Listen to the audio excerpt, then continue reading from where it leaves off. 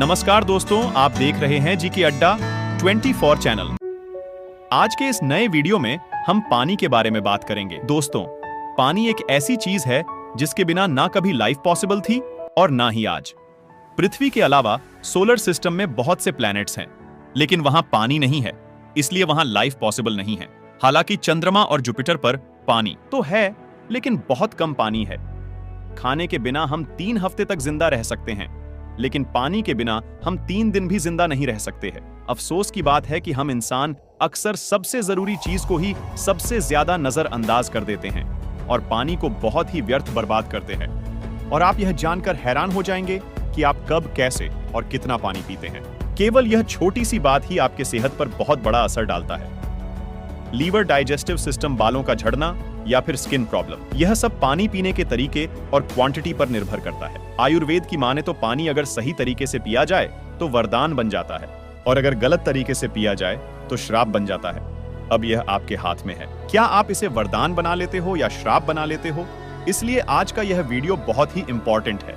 इस वीडियो में हम बात करेंगे पानी पीने के सही तरीके के बारे में, और लास्ट में शेयर करेंगे एक बहुत ही यूनिक 21 डेज चैलेंज, जिसे फॉलो करके अपने हेल्थ की काया पलट कर सकते हैं और अधिकांश बीमारियों से आसानी से छुटकारा पा सकते हैं। दोस्तों, पानी पीने के सही तरीके को जानने से पहले हम यह समझ लेते हैं कि पानी हमारे शरीर में क्या करता है और शरीर में पानी का मेटाबॉलिज्म कैसा होता है। दोस्तों, आपने कभी सोचा है कि आपको प्यास क्यों लगती है? दरअसल प्यास लगने की असली कारण यह है कि ब्रेन के हाइपोथैलेमस में एक थर्स्ट सेंटर होता है।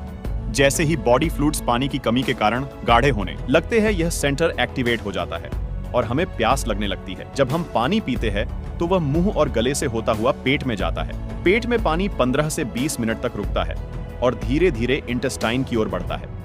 पानी का 90% ऑब्जॉर्प्शन स्मॉल इंटेस्टाइन में होता है और बाकी का 10% लार्ज इंटेस्टाइन से होता हुआ मल के रास्ते से बॉडी से बाहर निकल जाता है। स्मॉल इंटेस्टाइन में ऑब्जर्व हुआ पानी ब्लड में मिक्स होकर बॉडी के बाकी हिस्से में जाता है और बॉडी सेल्स में पहुंचकर कई इंपॉर्टेंट मेटाबॉलिक रिएक्शन में भाग लेता है, जैसे कि टेम्परेचर रेगुलेशन, एनर्जी प्रोडक्शन और वेस्ट एलिमिनेशन।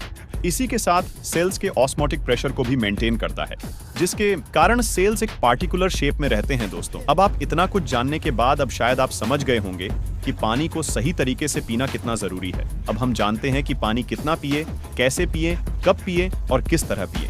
पानी की रिक्वायरमेंट आपकी लाइफस्टाइल, आपके आसपास का मौसम, आपकी उम्र और आपकी डाइट जैसे कई फैक्टर पर डिपेंड करती है।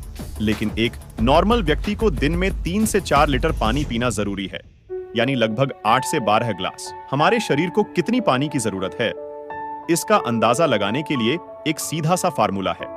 हमारे शरीर से पानी 3 तरीके से पानी बाहर जाता है: पसीना, यूरिन और मल।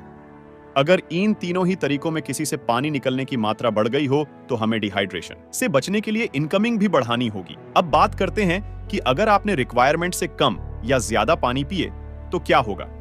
अगर आपने जरूरत से कम पानी पिए तो डिहाइड्रेशन हो सकती है। दुनिया में लगभग 40% लोग वैसे हैं जो अपने रिक्वायरमेंट से कम पानी पीते हैं और डिहाइड्रेशन का शिकार होते हैं। बॉडी में पानी की कमी का पता लगाने का सबसे आसान तरीका है आपके पेशाब का कलर। अगर आपका यूरिन गहरा पीला है तो इसका मतलब है आपके शरीर में पानी की कमी है।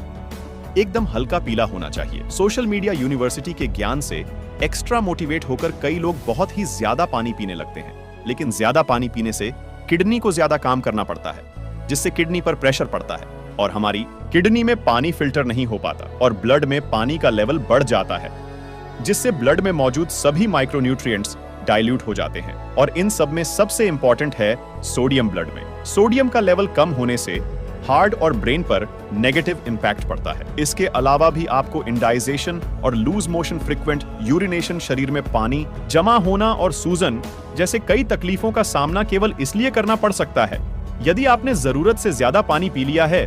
तो इसलिए एक साधारण सा नियम याद रखें कि आपको लगभग एक दिन में 5 लीटर से ज्यादा पानी नहीं पीना चाहिए। एक बार पानी पीने के लगभग 40 से 45 मिनट बाद ही दूसरी बार पानी पीना चाहिए। दोस्तों, अब बात करते हैं कि पानी कैसे पिएं। ये जानने से ज्यादा जरूरी है कि पानी कैसे नहीं पिए। जब हम एकदम से बहुत सारा पानी से पेट भर लेते हैं तो पेट की इनर लाइनिंग, जिसे म्यूकोसा कहते हैं, उसे पानी इरिटेट करता है, जिसके कारण ज्यादा एसिड बनने लगता है और आगे चलकर आपको एसिडिटी और इंडाइजेशन हो सकता है। इसके साथ ही ऐसे में कई बार किडनी बिना प्रॉपर फिल्ट्रेशन के पानी को बाहर निकाल देती है, जिससे पानी में मौजूद बहुत सारे माइक्रोन्यूट्रिएंट्स भी बाहर निकलकर वेस्ट हो जाते हैं और उसकी कमी हमें बाहर से पूरी करनी पड़ती है। पानी को हम जितना धीरे धीरे और आराम से पीते हैं, उतना ही एफिशिएंट तरीके से वह हमारे शरीर में इस्तेमाल होगा। हमारे मुंह में सलाइवा नाम का एंजाइम होता है और ये एंजाइम पानी में घुलकर हमारे पेट में पहुंचता है और ये हमें एसिडिटी, खट्टी डकार, कॉन्स्टिपेशन और इंडाइजेशन से बचाती है। इस तरह पानी पीने से डाइजेशन प्रोसेस भी ठीक रहती है और विटामिन और मिनरल भी मौजूद रहती है, जिससे हमें बाहर से महंगी मल्टीविटामिन की गोलियां नहीं खानी पड़ती हैं। पानी हमेशा बैठकर आराम से पीना चाहिए। आयुर्वेद के अनुसार खाने को पानी समझकर खाना चाहिए और पानी को खाना समझकर खाना चाहिए और पानी को खाना समझकर धीरे धीरे बैठकर आराम से पीना चाहिए। जब हम खड़े होकर पानी पीते हैं तो पेट में ज्यादा देर तक नहीं रुकता, वह सीधा इंटेस्टाइन में जमा हो जाता है, जहां से ब्लड में और फिर किडनी में जाकर उसका लोड बढ़ा देता है। जब हम खड़े होते हैं कुछ भी प्रॉपर्ली यूटिलाइज नहीं होता, जबकि बैठकर पानी पीने पर क्योंकि body rest and relax mood में होती है, जिससे पानी प्रॉपर्ली ऑब्जॉर्ब और यूटिलाइज होता है। एक और चीज देखने को मिलती है कि आजकल लोग सीधे बोतल से पानी गटक गटक पी लेते हैं, जिससे पानी के साथ साथ बॉडी में हवा भी चली जाती है, जिससे बॉडी में arthritis, indigestion, bloating, dry skin, pimples और एक्सेस, अलग अलग तरह के हेल्थ प्रॉब्लम्स हो सकती है। अब बात आती है कि पानी कब पिए। पानी हमें तब पीना चाहिए जब बॉडी को इसकी जरूरत हो। सुबह सुबह सोकर उठते हैं तो बॉडी को पानी की सबसे ज्यादा जरूरत होती है, क्योंकि बॉडी को रात भर की डिहाइड्रेशन दूर करनी होती है। इसलिए आपको सुबह में सबसे ज्यादा पानी पीना चाहिए। इसी तरह दोपहर में बाहर का टेम्परेचर ज्यादा होता है और इस समय हम सबसे ज्यादा एक्टिव रहते हैं, तब भी बॉडी को पानी की रिक्वायरमेंट ज्यादा होती है। इसलिए दोपहर के समय भी हमें पानी पीना चाहिए। जैसे जैसे शाम होती है, बॉडी रेस्ट फेस में जाने के लिए तैयार होने लगती है। बहुत से मेटाबॉलिक रिएक्शंस बंद हो जाते हैं, इसलिए पानी की रिक्वायरमेंट भी कम हो जाती है। इसलिए शाम को पानी कम पीना चाहिए और रात में सोते समय तो भूलकर भी ज्यादा पानी नहीं पीना चाहिए। नेक्स्ट इंपॉर्टेंट बात आती है कि आपको कभी भी खाना खाने के तुरंत बाद या पहले पानी नहीं पीना चाहिए। दरअसल जैसी हमें भूख लगती है, बॉडी खाना पचाने के लिए तैयार होने लगती है, डाइजेस्टिव जूस सीक्रेट होने लगते हैं। यदि हम खाना खाने के तुरंत बाद या पहले पानी पीते हैं तो खाना प्रॉपर्ली डाइजेस्ट होने के बजाय सड़ने लगती है और इससे शरीर को प्रॉपर न्यूट्रिएंट्स नहीं मिल पाता है। दोस्तों, खेलने दौड़ने किसी तरह के वर्कआउट जिससे आपका शरीर गर्म हो गया हो, उसके तुरंत बाद भी पानी नहीं पीना चाहिए, क्योंकि इससे बॉडी के टेम्परेचर में एकदम बदलाव आता है और आपको इंडाइजेशन, गला खराब होना जैसी समस्या का सामना करना पड़ सकता है। इसीलिए पहले आराम से बैठ जाइए और शरीर को ठंडा होने दीजिए और उसके बाद ही पानी पीजिए। दोस्तों, आपको यह जानकारी कैसी लगी हमें कमेंट बॉक्स में जरूर बताइएगा। चलिए दोस्तों, इस वीडियो को यहीं पर खत्म करते हैं।